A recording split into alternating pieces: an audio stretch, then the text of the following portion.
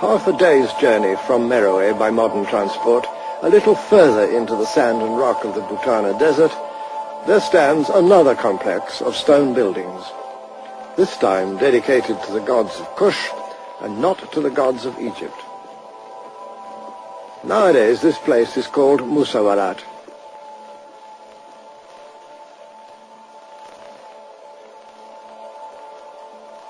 Strange hints remain among the ruins, like this old lion in the sand. But what were these buildings for? Perhaps the kings of ancient Kush strolled beneath these colonnades. Historians have offered this or that explanation.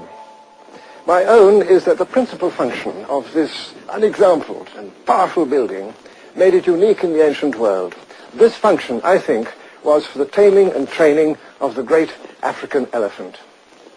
That seems to be the best explanation of the remarkable stone ramps which occur here, like this one, and that one over there, and another long one going over there.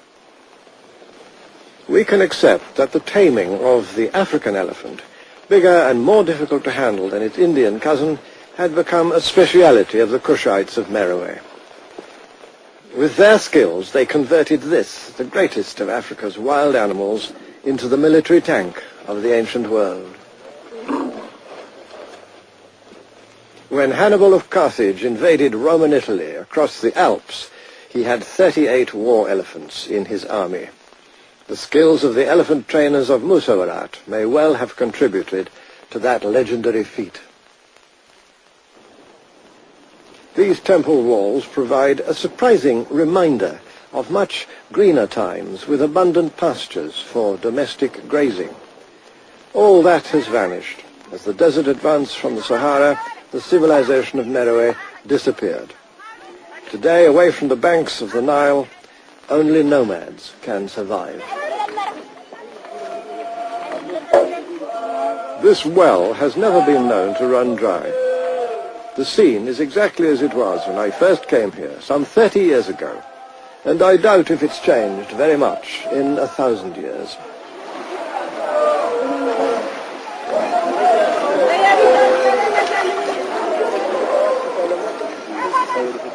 Proud and self-sufficient, these people seem untouched by the modern world. It's rare to see a single mass-produced item among their belongings, or anything made of plastic. It's as if they share a determination to rely on nothing but themselves and their animals. Visiting Europeans have usually made the mistake of judging the degree of civilization among different peoples by the number of their possessions.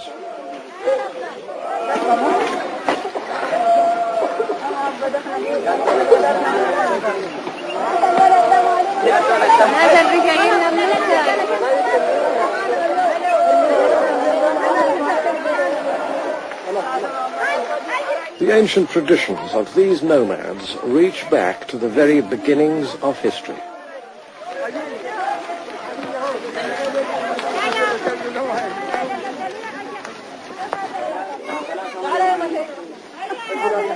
And should they still remember their ancient gods, those too are still here, not yet swallowed up by the encroaching sand.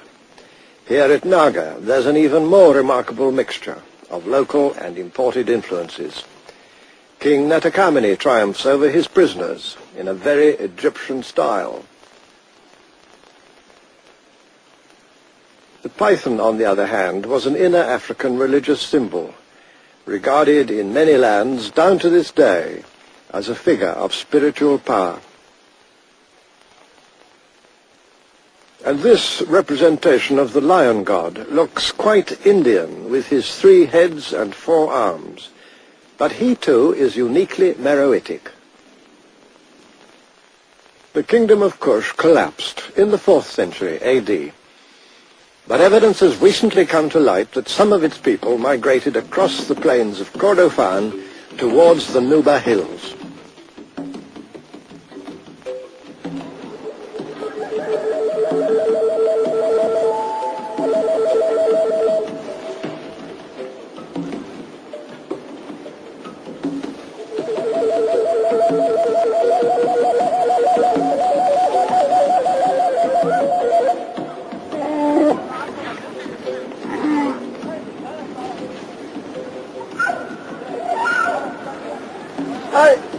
less influenced by Islam than the Nubians along the Nile, the people of this region have become of considerable interest to historians because they may be closer in their way of life to the Nubians of old.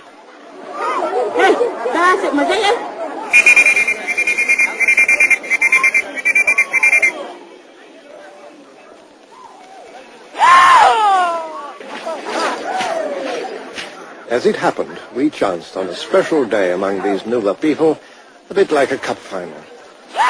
This is Africa as it can still be found, away from tourists, motor cars and big cities, celebrating in its own fashion.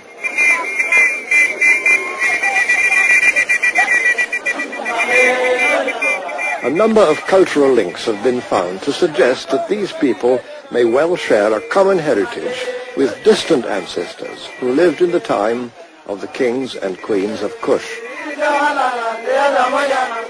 Village teams, each wearing its own distinctive color, have gathered from a wide area to take part in one of the oldest of all sporting events, but also a passion among the Nuba, wrestling.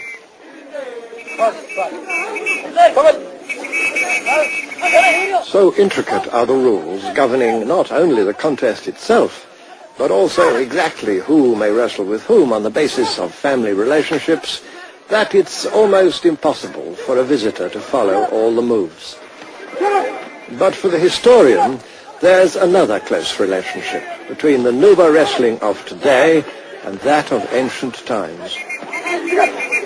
Dating from around 2500 BC, these vivid paintings have been copied from an Egyptian tomb at Beni Hassan.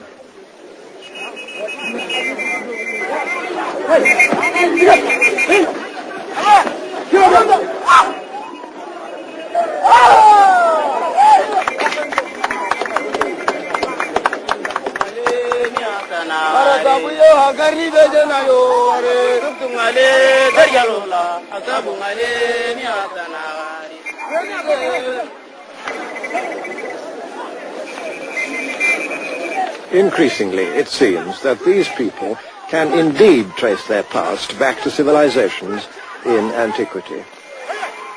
And their ancient sport provides one more small piece of evidence of a continuous social tradition that's lasted for centuries.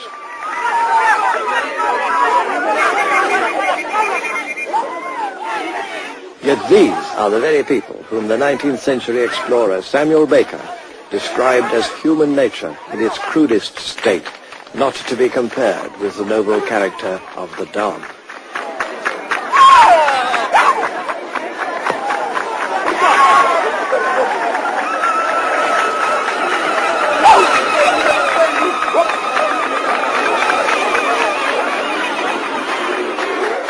After the contest comes the celebration.